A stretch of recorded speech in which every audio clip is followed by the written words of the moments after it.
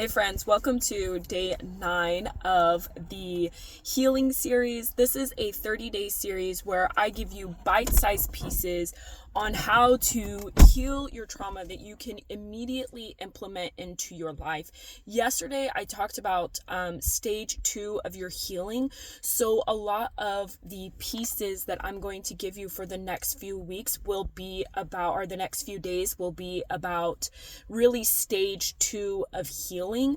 So this is going to be, if you're a little bit further along, if you've worked with someone, if you're working with a therapist, these tools that you can implement into your life are really going to be for you. Doesn't mean that the previous ones aren't something that, aren't foundational and won't serve you, but these ones are really going to be directed towards you. I'm Angela. I'm a trauma healer. I've been healing my own trauma for about 10 years, and I've been helping women heal their trauma for about 4 years. So if you would like to heal your trauma within 8 weeks, reach out to me and we can get started. Also, if you're interested to see which stage of healing you're in, make sure that you check the quiz out down in the description below so that you can see which stage of healing you're in. Not only do you get the results to see which stage of healing you're in, you also get free resources on how to move into the next stage so that can help you, just move along, like no matter where you're at in your healing. So today's topic, I think, is so important. So I'm about to go into the coffee shop to do my CEO day. And I think today is so important. I think it's the perfect day to talk about this. One, because Friday was a little bit of a rough day for me and I had to really work through some things. So I thought this actually was inspired by Friday, and that I feel like it's so important to talk about this. But again, this is a stage 2 healing type of thing, even a stage 3 type of healing. I would never go to someone that has never started their healing before, or has just started therapy, or is doing self-healing where they're just working through workbooks and all of the things. I would never ever suggest this to them. And the reason why I would never suggest this to them is because if you've been avoiding and escaping your emotions your whole life because you've been conditioned that your emotions are bad or that they mean something about you, or you've been told that your feelings don't matter, or you've been told that people don't care about your emotions, or toughen up, or I'll give you something to cry about, whatever the case may be, you are not going to wake up in the beginning stages of your healing journey like you started therapy yesterday. You're not going to be like, I'm going to start holding space for my emotions. The fuck you are. Okay, it doesn't actually work that way.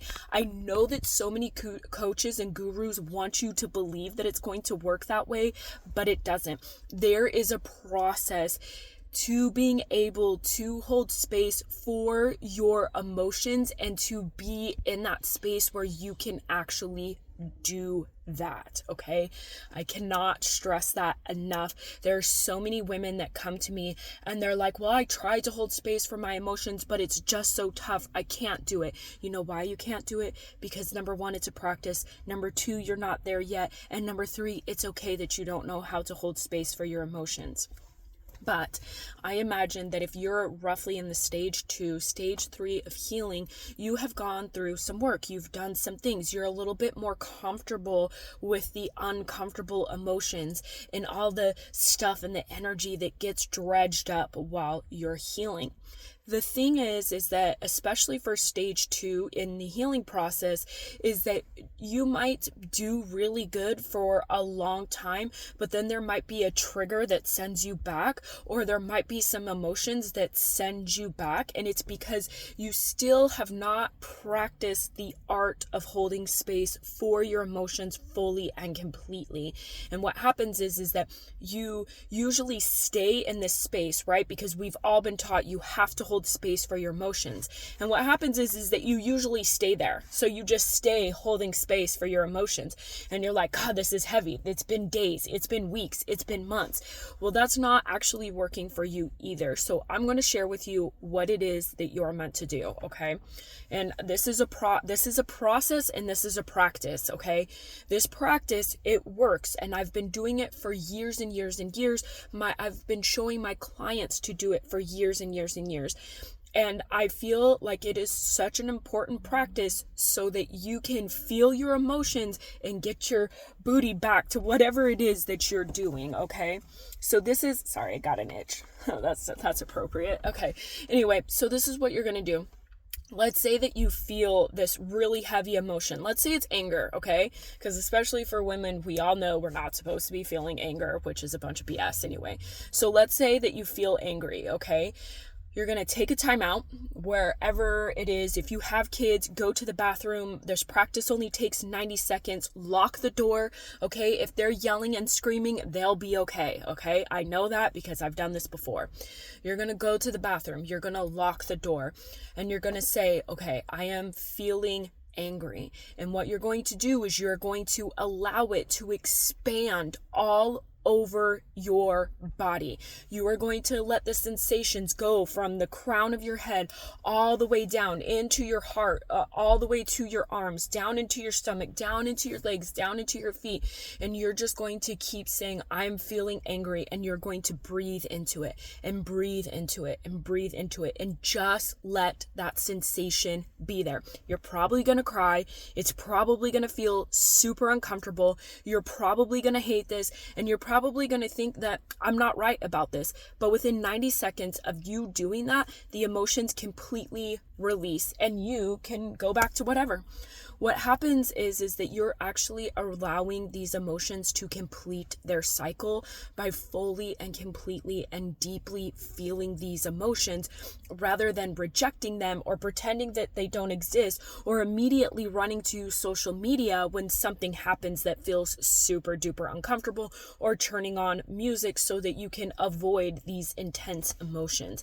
This will help you. This will serve you. You can get rid of them in 90 seconds, promise. Now, let's say that you do this for 90 seconds, okay, and you're just still kind of feeling heavy.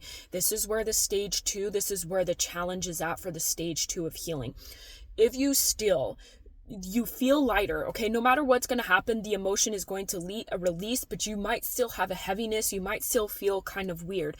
This is what you're going to do. You are going to physically go and release those emotions. You need to work out. You've got to move your body. You walk, run, go chop wood. I have clients that's how they get rid of their anger. You want to physically then release. And I feel like this piece of it is completely missed because we think that we're supposed to stay in this energy and stay in this energy and stay in this energy until it magically disappears. It doesn't magically disappear unless you actually do something about it. So you're going to hold space and then you're going to physically release so that those emotions are completely gone. I promise you, this is going to change your life and you are going to stop sabotaging because the emotions are no longer holding you back for days and weeks and months at a time. So let me know how you get along with this exercise down in the comments. If you want to see which stage of healing that you're in, make sure that you check out the description, and if you're ready to heal, reach out to me because let's heal, baby. I'll see you later.